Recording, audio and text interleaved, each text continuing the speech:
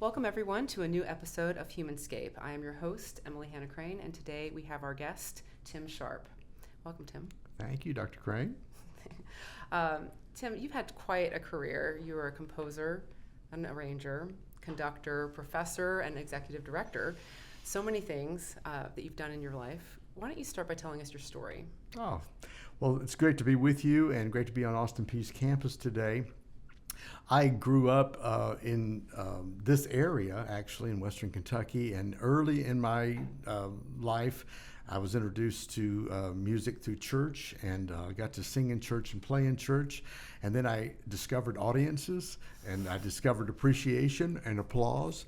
And at that point, I liked it a lot and fortunately had parents who nurtured it. And so continued that study. When I graduated from high school, I didn't know you could be a music major. I went to college thinking I was going to be a math major and found out after I enrolled in all music courses that I actually could major in it. I was that naive, and I continued that course of study first as a piano major, then as a voice major, and then I discovered conducting, and that really is when the fire was lit, and I discovered I could shape sound and started working with choirs and orchestras, and that really set me on fire. When I found the ability to shape and mold sound in an ensemble, then I was motivated, and I started seeking opportunities at that point, moving way beyond just the normal kind of scholastic opportunities, Aspen, Harvard, places where I could enhance what I was learning and wanting to do. So it really was a great journey, but founded on voice and piano. Okay, well, you're here in Clarksville now, and you are the director for the Gateway Chorale, which is associated with the Gateway Chamber Orchestra under Greg Wolnick. And you are also the newly appointed director of music at Madison Street United Methodist Church. Right. And so can you talk to us about what our role as musicians are for a community and maybe specifically for Clarksville? Well, thanks. That's a great question. And it really occupies, I know it occupies your mind as well as mine and most of us that are in the arts, is how do we get engagement? How do we get people to like what we're doing, want to do what we're doing, but more importantly, find the kind of benefits in life that we found through great music. So engagement's the key to me. How do I get people interested in what we're doing and how do I make it personal to them? So that's always been my quest. I think it requires us to be innovative in this environment today, which for me, innovation begins with collaboration. How do you work with others to open more doors and more opportunities and more venues for great music? And it's my inspiration is simply because it feeds our soul so much. I think I'm pretty evangelistic about classical music because it's so nurturing to me, and I want others to feel the same way. Of course, I want audiences for me and for my colleagues, but more than anything, I want people to engage and love what we are doing when we bring them the great music of all time. Also, I like contemporary music very much, so inspiring new composers and new artwork is also a part of that mix.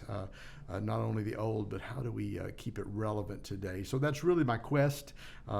In every endeavor I do, I try to think, how can I engage and how can I make this relevant for my audience? Well, it's interesting you should say that because when we met, you introduced me to your Mass, and it incorporates, obviously the Christian form of the Mass with all the Latin and the words that go into the traditional classical Mass. Right. But could you talk more about your Mass and how you came about writing it? And I think we would really love to know more about what makes it unique. Thanks. It's an really autobiographical Mass in that I grew up in West Virginia, and while my mom was really nurturing the classical side of my education, I was going to West Virginia University in the prep department, learning to play Mozart, scales, Bach, and so on, two-part inventions. But on the weekends, I was with my dad, who was a minister, and he was going and preaching in the mountains and the coal mine areas of West Virginia. And I learned to play banjo and guitar kind of as a song leader as a kid, and found that adults really liked that, and that I had certain superpowers in that I could play instruments and they liked the sound of those. So that was kind of fun for a young kid to get that. And so I had this kind of schizophrenic upbringing of classical and folk, finding relevance in both worlds, but two separate groups of people, which kind of led then to my schooling, because I went to Belmont University, and I found in Nashville, at Belmont when I was a student there, I found Nashville to be a place where some of the best musicians in town weren't necessarily teaching or in the symphony. And I was curious about that, just to find that there's a whole world of possibilities out there. So when I was able to start creating my own music, I wanted to write something that was something of a mashup of all of that. So my Bluegrass Mass combines the hills, bluegrass music of the hills and Appalachian sounds, but it also incorporates shape note singing, and it incorporates traditional choral arranging.